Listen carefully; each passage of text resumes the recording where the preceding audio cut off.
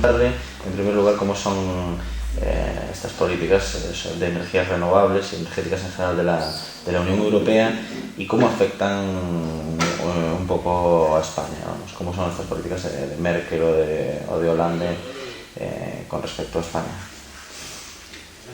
Bueno, las políticas de la Unión Europea realmente no tienen mucho que ver con lo que luego hace cada uno de los países, porque el presidente Barroso en el año 2007, yo estaba de asesor de él, y fue cuando lanzó el paquete 20-20-20, que era el 20% de reducción de gases de efecto invernadero, 20% de aumento de la eficiencia y ahorro energético y 20% de energía final renovable.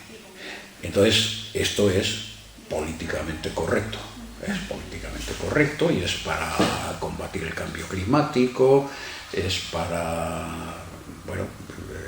que el sistema sea independiente de las importaciones de petróleo, que sea un sistema competitivo a la vez, cosa que es lo más difícil de asegurar, porque las energías renovables y la nuclear, que son las que no emiten gases de efecto invernadero, son caras. Y entonces, bueno, eso es una política correcta. Eso es una declaración políticamente correcta. Los chinos, ¿qué pretenden? Bueno, los chinos pretenden a esos miles de millones de chinos, pues asegurarles un sistema económico en el que puedan mejorar, una estabilidad política, y entonces el cambio climático y las energías renovables les importan menos. Ayer uno de los predecesores en la charla de la mañana, Eric Pontier, dijo que sí, que los chinos estaban empezando a interesarse por las energías renovables. Por supuesto, porque ven la posibilidad de hacer negocio. Porque en todo el mundo pues están vendiendo ahora ellos centrales eólicas y están vendiendo paneles fotovoltaicos porque son precios muy competitivos, son rendimientos bajos, pero precios muy competitivos. Entonces es el aspecto de negocio. Son los primeros en potencia instalada eólica en el mundo, y entonces eso también da pie para pensar, no, a los chinos les interesa mucho, pero es que son 1.300 y pico, casi 1.400 millones de chinos. O sea que si es per cápita, tienen mucha menos potencia instalada que cualquier otro país del mundo. Entonces, bueno, lo que les interesa es sobre todo la estabilidad económica, la mejora económica, y es a base de centrales de carbón, que tienen mucho carbón y el que no lo tiene lo importan, y centrales nucleares. Es como están haciendo el avance de los chinos. Y demuestra otra cosa: las energías renovables son una tecnología asequible. Los chinos, que no habían hecho nada hasta hace unos pocos años, de repente se convierten en líderes en exportación. Eso significa que no hay una alta tecnología complicada que lleve años el convertirse en un maestro de esa tecnología. Eso lo digo como aviso a los navegantes en España, que pensamos que somos una potencia en esto. Bueno, y es una tecnología relativamente sencilla. Entre países aquí hay mucha diferencia dentro de Europa, porque ayer hablábamos, por ejemplo, acaba de citar el carbón, y ayer hablábamos con Amable Miñán de que aquí se cierran minas, y en cambio en Alemania, es decir, hablaba usted de que no todos los países la cumplen por igual. Hay mucha diferencia entre Alemania, Francia y España. Bueno, Merkel va a su aire porque es la primadona de Europa, y entonces ella se puede permitir una decisión unilateral, que es cerrar todas las centrales nucleares, que no sé si lo llegará a cumplir el gobierno que la suceda en breve, pero eso es una decisión que debiera haber consultado con el resto de Europa. No es una decisión unilateral porque nos afecta a todos los demás. ¿Las energías renovables, ellos van a poder sacarlas adelante? Pues a lo mejor sí, pero dentro de muchos años. Serán cuando sean independientes energéticamente de otra cosa que no sean energías renovables. El carbón, ellos tienen carbón de calidad. Y entonces el producir un kilovatio hora con carbón nuclear les sale relativamente barato. En España el carbón es de pobre calidad, y hay una serie de impuestos que gravan todavía el coste adicionalmente, y es más caro producir un kilovatio hora con carbón nacional que con carbón importado. Entonces el problema del carbón no es un problema energético, es un problema social. ¿Qué hacemos con los 5.000 o 6.000 o 7.000 mineros que todavía dependen de la minería para esto? Habría que haber hecho un proceso de reconversión hace años para mandarles a trabajar en otras tecnologías más avanzadas, y no se hizo ese proceso, y se lleva hablando de él, pero vamos, siempre esperamos al último momento. Hablaba ahora de las nucleares. Sí. De que ha decidido cerrarlas unilateralmente. Ayer recogimos una opinión que decía que el hueco del carbón, del petróleo, va a ser imposible taparlo si no se vuelve a la energía nuclear. ¿Es de esta misma opinión? ¿Van a volver las centrales nucleares? Bueno, no sé si hablamos de Alemania en concreto. Hablo de en general. Decían que era el futuro, que guste o no, que el futuro pasa por volver a la Va a ser necesario. En Alemania ha sido la decisión unilateral, y yo pienso que va a tener que volver a las centrales nucleares, algunas de ellas al menos, va a tener que alargar la vida, extender la vida, porque no va a ser capaz de suministrar la energía base que necesita, la energía más básica que está en el fondo de la curva de consumo de cada día. Eso lo tiene que hacer o con carbón o con nuclear.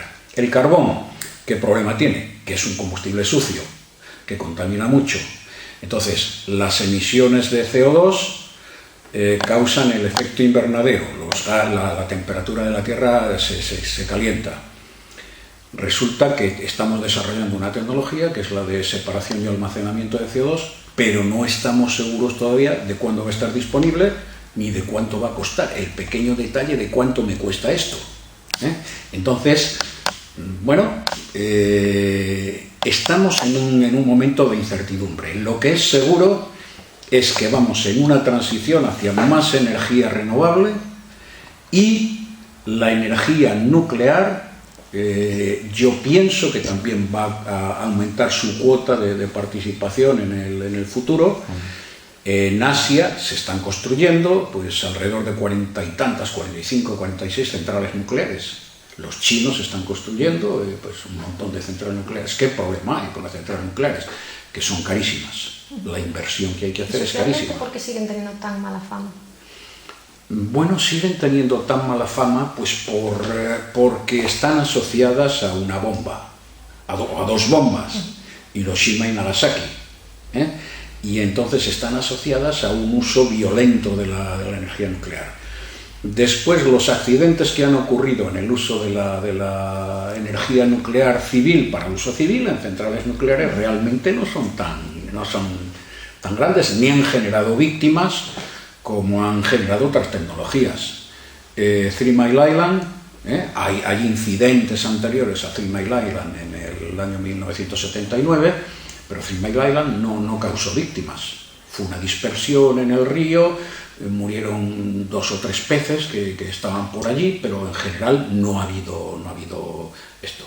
Chernóbil no es energía nuclear típica, era una planta para producir plutonio, para hacer bombas, nuestros amigos soviéticos. Y entonces, de paso que fabricaban plutonio, pues también generaban energía eléctrica, que es una forma curiosa. O sea, que diseñaron una planta que no es una central nuclear convencional, porque no tenía, para poder sacar el plutonio de los reactores, no habían puesto el edificio de contención, que es el que hubiera evitado que la dispersión de la radiación, que nos llegó hasta España, y sobre todo los países nórdicos, pues se hubiera dispersado. Entonces, eso no se puede considerar un accidente nuclear. Eso fue una barbaridad soviética. Y más recientemente la de Japón, que provocó Fukushima, una dimisión y una petición de perdón del propio director de la planta. Fukushima para mí es una cosa inexplicable, conociendo a los japoneses y la cultura de seguridad que tienen. No sé cómo pueden hacer eso, porque es una zona que está expuesta a los tsunamis. Es una zona que hay una falla por allí cerca, según me han explicado los geólogos. Entonces, tsunamis de la misma entidad que habían ocurrido hace 1050 años. Pero 1050 años es un periodo muy largo, dice yo, pues yo lo construyo, no. Con la energía nuclear 1050 años es poco. Hay que tenerlo en cuenta. Y entonces, el mero hecho de que se pueda producir un tsunami de estos obliga a tomar todas las precauciones posibles. Entonces, ¿qué falló? La central está aquí. La central funcionó perfectamente, o sea, En el momento que vio el tsunami, se detectaron los movimientos, se detectaron el sismo, tal, bueno, se separaron todos los reactores nucleares. Salieron las barras, se quedaron eso, pero incluso desconectando los reactores nucleares necesitan una refrigeración. Se produce un 6% de la energía en estado normal, pero el 6% de esa energía generada necesita refrigeración. ¿Cómo lo tienen que refrigerar? Con las bombas de diésel que tenían por allí alrededor de la central. Pero resulta que aquí que las bombas las tenían al mismo nivel que el tsunami las vio y se las llevó por delante porque eran muy atractivas. ¿Cómo se hubiera arreglado? Teniéndolas en una plataforma a 20 o 30 metros de altura, donde no hubiera pasado nada. Tanques de combustible, las bombas allí, en las laderas de las montañas, las instalan no sé cuánta distancia y problema resuelto. Problema resuelto. En una situación, de crisis energética, ¿qué capacidad tienen las renovables de cubrir las necesidades de la población? Depende de los lugares. Depende de los lugares. En España tenemos un potencial. Por ejemplo, lo que he presentado hoy es realmente el potencial de las energías renovables y su coste. Entonces, tenemos un potencial eólico que no es tan alto. No es muy alto porque España no es un país ventoso. Hay zonas ventosas, Galicia, y en Tarifa, la Tramontana en Girona y en el Ampurdá y por ahí, y la zona esta del Mediterráneo, pero en general no somos un país muy ventoso. El Valle del Ebro también. Somos un país de bastante sol, tampoco excesivo. El sol fuerte está en el norte de África, en el desierto, por ahí más cerca del Ecuador. Entonces tenemos un potencial de energía solar altísimo, altísimo. Lo que pasa que es muy cara la tecnología hoy en día. Entonces, ¿qué ha pasado? Bueno, pues que hemos hecho una política energética absurda, de locos. Bueno, en el año 2002, o no, antes, en 1996-97, Partido Popular, para que nos eche la culpa al PSOE de todo, resulta que se dice de primas a las energías, energía fotovoltaica en concreto, 44 céntimos de euro por kilovatio hora. Eso es una barbaridad, eso es casi... pues 8 o 10 veces lo que cuesta el kilovatio hora medio de referencia de esto. Entonces, en vez de decir en ese momento, bueno, ustedes van a ir instalando, van a ir mejorando la tecnología y cuando aumente el rendimiento y mejoren esto y vayan bajando los costes, le reducimos primas. Vamos reduciendo primas hasta que dentro de 20 o 25 años se acaban las primas. Ustedes funcionan en régimen de mercado, que es como hay que funcionar. Pero resulta que no, aquí se dijo sine die.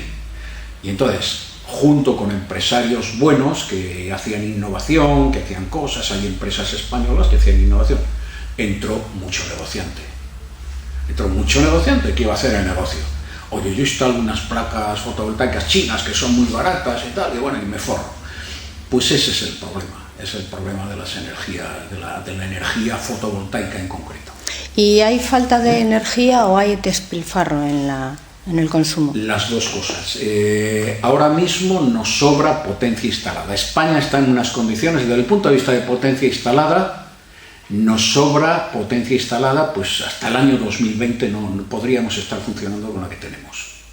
Sin embargo, el problema que tenemos es que muchas instalaciones que estaban pensadas, que eran rentables, para funcionar 5.000 horas al año, como las centrales de gas de ciclo combinado, están funcionando 2.500 y menos. Entonces, con eso no son rentables.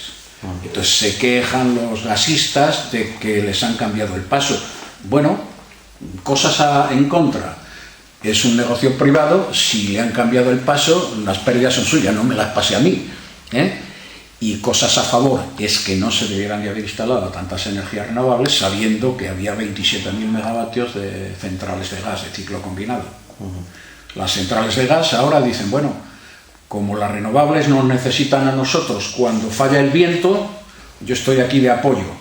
Quieren también primas.